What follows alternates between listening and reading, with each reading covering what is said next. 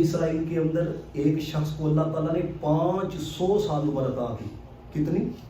500 سال. پہلے بہت عمر ہوتی تھی 500 سال. اور پھر بندہ جوانی کے اندر ہی اپنے علاقے سے نکل کر وہ ایک جزیرے کی طرف چلا گیا. صبح و شام ذکر و فکر کے اندر مشغول رہتا تھا. اور پھر اس نے رب کی بارگاہ کے اندر عرض کی کہ یا اللہ مجھے موت آئے تو سجدے کی حالت کے اندر موت آئے، تاکہ مولا جب میں اٹھایا جاؤں کل قیامت والے دن تو سجدے کی حالت میں اٹھایا جاؤں. اور پھر اسی حالت کے اندر اس کو موت آئی، اسی حالت کے اندر وہ اٹھایا گیا. نبی پاک صلی اللہ علیہ وسلم جب معراج پہ تشریف لے کے گئے تو اس سیر کے دوران رسول اللہ نے دیکھا اور نبی پاک علیہ السلام نے حضرت جبریل سے اس کے متعلق پوچھا. جبریل علیہ السلام نے سارا واقعہ بتایا. اب نبی پاک علیہ السلام کیونکہ نبی کا ہی اسے جاتا ہے جو غیب کی خبر دینے والا ہوتا ہے. آپ ڈکشنری کھول کے دیکھو، یہ نہدہ بات ہے حضرت آپ کی طبیعت ہے، آپ کہتے ہو نہیں جی نبی کو دوار کے پیچھے کا علم نہیں تھا، یہ تھا تو وہ نہیں تھا، یہ نا نبی کا معنی یہ ہے جو غیر کی خبر دینے والا ہوتا ہے. صرف ایک حدیث کا مفہوم مسلم شریف کی حدیث ہے، یہ جملہ سنیے گا پھر آپ کو پتہ لگے کہ اللہ نے محبوب کو کیسی نگاہ دوربین عطا کی ہے. حضور نے فرمایا جو سب سے پہلے جنت میں جائے گا، فرمایا میں محمد اس کو بھی جانتا ہوں، اور فرمایا جو سب سے آخر میں جہنم سے نکال کے جنت میں داخل کیا جائے گا میں محمد اس کو بھی جانتا ہوں. تو آپ مجھے بتائیں کتنے 100 سال بعد ہمیں بھی نہیں پتا قیامت کب آنی ہے، یہ میدان کب سجنا ہے. یہ غیب کی خبر دی ہے کہ نہیں دی ہے؟ لیکن یاد رکھو کہاں پہ اختلاف پیدا ہوتا ہے، شرک کب ہے. ہمارے علماء نے لکھا اگر کوئی بندہ رسول اللہ کے لیے ذاتی علم غیب مانے کہ حضور ذاتی طور پہ علم غیب جانتے، ہمارے علماء نے اس کو کفر لکھا. فرمایا ذاتی طور پہ نبی پاک علم غیب نہیں جانتے تھے، وہ رب کی عطا سے. دیکھیں نا اگر کوئی آپ سے کہہ دے کہ جناب اس چیز کا علم نہیں تھا یا اس چیز کا علم نہیں تھا، تو آپ ایک سوال اس کے سامنے رکھیں بھائی یہ بات مجھے بتاؤ قرآن کے اندر ہر شے کا علم ہے کہ نہیں؟ وہ کہے گا جی ہے، قرآن میں ہے وَلَا رَطْبٍ وَلَا يَابِسٍ إِلَّا فِي كِتَابٍ مُبِينٍ. ہر خشک و تر کا علم اللہ تعالیٰ وَكُلَّ شَيْءٍ أَحْصَيْنَاهُ فِي كِتَابٍ مُبِينٍ، ہر شے کا علم. تو اس سے یہ پوچھو کہ بتا ہر شے کا علم قرآن کے اندر ہے، رب نے خود قرآن کس کو سکھایا ہے؟ الرحمن علم القرآن، یہاں سے کون مراد ہے؟ یہاں سے مدینے والا مراد ہے. تو جب قرآن میں ہر شے کا علم ہے تو اللہ تعالیٰ نے خود ہی قرآن محبوب کو سکھا دیا ہے. تو مجھے بتائیں تو اور میں محبوب کی نگاہ سے دور رہ سکتے ہیں؟ خبر نبی کو ہے اپنے سبھی غلاموں کی، جو بے خبر ہو غلاموں سے وہ نبی کیا. نبی پاک صلی اللہ علیہ وسلم نے فرمایا یہی شخص اب بنی اسرائیل کا. یاد رکھنا کہ آنے کے اعتبار سے، نبی بننے کے اعتبار سے نبی پاک صلی اللہ علیہ وسلم پہلے نبی ہے. بیست کے اعتبار سے حضرت آدم علیہ السلام پہلے نبی ہیں. نبی پاک صلی اللہ علیہ وسلم نے ارشاد فرمایا من کان نبی و آدم بین. یہاں پر بھی کچھ لوگ ڈنڈی مار جاتے ہیں، وہ کہتے ہیں نبی پاک تو 40 سال کے بعد نبی بنے تھے. اب پھر کیا ہے، پھر جب تقریر کرنے کے لیے آتے ہیں، پھر لوگوں کی توجہ حاصل کرنے کے لیے، لوگوں کا ذہن بنانے کے لیے وہ کیا کہتے ہیں؟ وہ کہتے ہیں حضور جب دنیا میں تشریف لے کر آئے تو ان کے لبوں پہ تو یہ تھا ربی حبلی امتی. تو اسے یہ پوچھو جو نبی نہ ہو اس کی بھی امت ہوتی. اندازہ کریں آپ ہیں. وہ یار حضرت عیسیٰ علیہ السلام پنگوڑے کے اندر تھے. قالوا کیف نکلم من کان فی المہد صبیا. انہوں نے کہا یہ کس طرح کلام کریں گے، یہ تو جھولے کے اندر ہے. حضرت عیسیٰ علیہ السلام کہاں ہے؟ پنگوڑے کے اندر ہے. لیکن کیا کہتے ہیں؟ سنو ذرا حضرت عیسیٰ کیا کہتے ہیں. کہتے ہیں قال انی عبد اللہ، میں اللہ کا بندی ہوں. آتانی الکتاب وجعلنی نبیا. وہ نبی تو پنگوڑے کے اندر بھی ہو تو اس کو پتا ہوتا ہے میں اللہ کا نبی ہوں. تو جب روح اللہ کو یہ مقام عطا کیا ہے تو حبیب اللہ کا مقام کیا ہوگا؟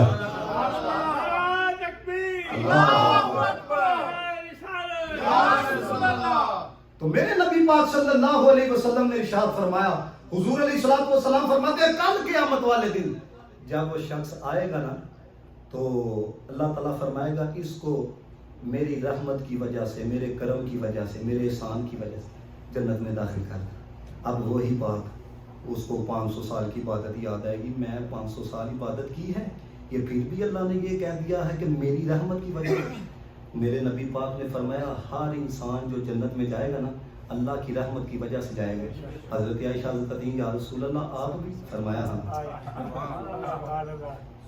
فرمایا آپ اس لیے تو حضرت کا یہ آپ سجدہ کرتے ہو، یہ آپ رکوع کرتے ہو، یہ آپ قیام کرتے ہو، دیکھو نا اقبال جیسا کہہ کے گیا، اس نے کہا مولا تیری رحمتوں پہ ہے منحصر میرے ہر عمل کی قبولیت، نہ سلیقہ التجا نہ مجھے شعور نماز ہے، میری حالت تو یہ ہے مجھے تو نہ مانگنے کا طریقہ آتا ہے نہ کھڑے ہونے کا طریقہ. میں نے ایک بزرگ کا قول پڑھا، مجھے بڑی ٹھنڈ پڑی، کہتے ہیں یار جب بھی کوئی عمل کرو نا عذر پیش کیا کرو. کیا مطلب؟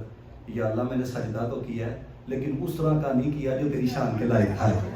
یا اللہ میں نے نماز تو پڑھی ہے لیکن اس عذر پیش کیا کرو ہے. تو جانے جانا جناب محمد مصطفیٰ نے فرمایا کل قیامت والے دن وہ رب کی بارگاہ کے اندر وہ عرض کرے گا کہ یا اللہ ٹھیک ہے تیری رحمت، لیکن یا اللہ کیا میری 500 سال کی اتنی عبادت تھی، کیا وہ اس قابل نہیں تھی کہ اس کی وجہ سے مجھے جنت میں داخل کیا جاتا؟ اب یہ تھا کہ جب اس نے، اس لیے بخاری کی حدیث ہے، حضور نے فرمایا اللہ تعالیٰ نے جس سے پوچھ گچھ کر لی نا کہ بندیا یہ کام کیا کیوں تھا، من ہلاک وہ ہلاک. اب وہ حساب کی طرف خود گیا کہ میں نے چونکہ اتنے 100 سال عبادت کی ہے. اللہ فرمائے گا ترازو کو لے کے، وہ ترازو کو لایا جائے گا، اس کے کئی 100 سال کی عبادت ایک پلڑے میں، صرف ایک آنکھ کی نعمت ایک پلڑ میں رکھی جائے گی. مدینے والے نے فرمایا آنکھ والی نعمت وہ ساری عبادت کے اوپر بڑھ جاتے ہیں. یہ ہے بندے کی حیثیت، یہ ہے بندے کی اوقات ہے. میں آپ کو یقین سے کہہ سکتا ہوں، یقین سے خدا کی قسم، یہ جو ہم چل پھر دے نا یہ اس کے کرم کی وجہ سے. صرف معمولی سی یہ پیٹ کے اندر ہوا پیدا ہو جانا، یہ ہم بڑا معمولی سا عمل سمجھتے ہیں نا. اگر یہ ہوا خارج نہ ہو اور وہ نہ چاہے، آپ سب کچھ دینے کے لیے تیار ہو جائیں. نہیں آپ نے یہ الفاظ سنے ہیں کہ ہم سے سب کچھ لے لو، میری والدہ کو بچا لو، سب کچھ لے لو. اب دیکھ اندازہ کرو حضرت، یہ چھوٹی سی بیماری وہ لگائے آپ سب کچھ. سائیں توکل شاہ بالوی رحمت اللہ تعالیٰ نے بہت بڑے صوفی بزرگ آپ گزرے ہیں. تو آپ نا ایک جگہ پہ بیٹھ کے اپنے خاص مریدوں کے ساتھ نا ذکر و فکر کے اندر آپ مشغول رہا کرتے تھے. تو کچھ لوگوں کو نا ان کے وزیر مرواتے، وہ بادشاہ نے نا ماہانہ مقرر کیا ہوا تھا. تو وزیر کہنے لگا یہ آپ درویشوں کو جو اتنے پیسے دے دیتے ہیں تو یہی آپ پیسے فوج کے اوپر لگائیں. اس نے کہا بات تو تم نے ٹھیک کی ہے. اب اس نے وہ ماہانہ خرچہ اللہ والوں کا بند کر کے تو وہ فوج کے اوپر لگانا شروع کر دیا.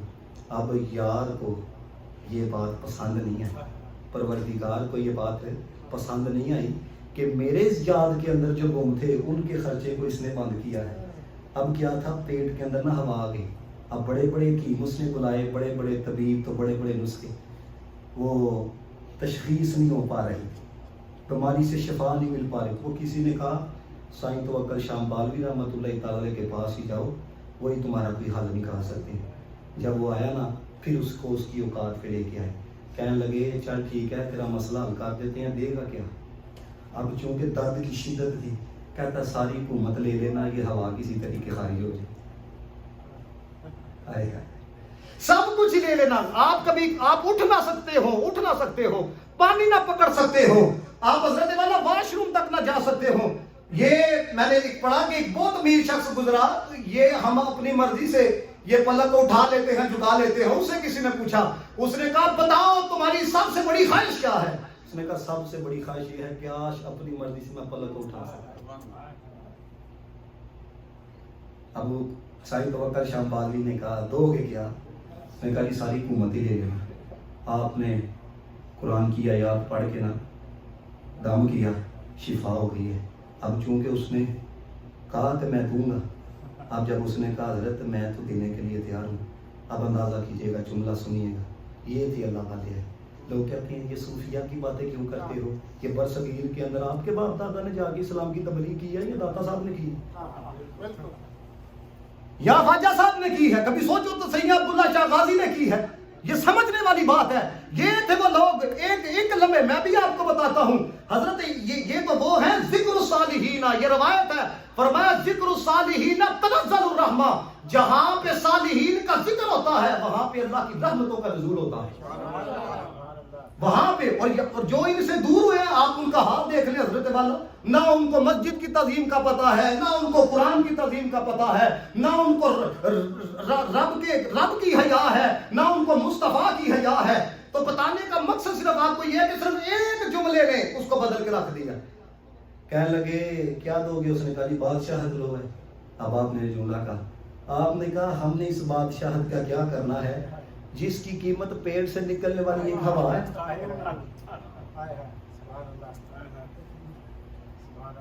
یہ ہے بندے کی اوقات. پھر بھی بندہ کہ میں تو راتوں کو جاگا تو میں پی ایچ ڈی کر لی، میں نے یہ کیا. بھائی نہیں، جو عمل بھی کرو کہو یا اللہ میں تو کچھ بھی نہیں تھا، تو نے توفیق دی ہے تو سجدہ کرنے کے لیے آیا، تو نے توفیق دی ہے تو مولا میں اس مقام تک پہنچا ہوں، تو نے توفیق دی ہے تو مجھے یہ حیثیت مولا لوگوں کے دلوں کے اندر مجھے ملی ہے. تو اگر مولا تیری توفیق نہ ہوتی تو میں کہیں بھی نہ ہوتا. اب یہی چیز ہے. قرآن مجید کی آیت آپ سنیں، میرے نبی پاک صلی اللہ علیہ وسلم کی 2 حدیثیں جو میں نے اس موضوع کے اعتبار سے آپ کو سنانی. قرآن کی ہے، اللہ فرماتا ہے فلا تزکوا انفسکم، خود نہ بیان کرو میں بڑا پاک ہوں، یہ ہوں وہ ہوں، نہ ہوا اعلم بمن اتقی. اس کا ترجمہ چلو میں پنجابی میں آپ کو سناتا ہوں، ہو سکتا ہے آپ محظوظ ہوں. اللہ فرماتا ہے سانو پتہ ہے تجھے دے جو گئے. ہوا اعلم بمن اتقی ترجمہ یہ بنتا ہے ہم خوب جانتے ہیں کہ تم کتنا کو تقا پانی نہیں من اتقی، تم کتنا کو تقوی والے ہو، ہمیں خود پتہ ہے کتنا کو تمہارے اندر تقوی. اب نبی پاک صلی اللہ علیہ وسلم نے کیا فرمایا، سنو توجہ کے ساتھ. حضور فرماتے ہیں جو ندامت کے آنسو بہانے والا ہوتا ہے نا، فرمایا وہ اللہ کی رحمت کا منتظر ہوتا ہے.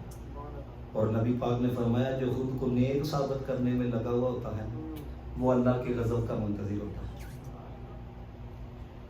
یہی چیز ہے.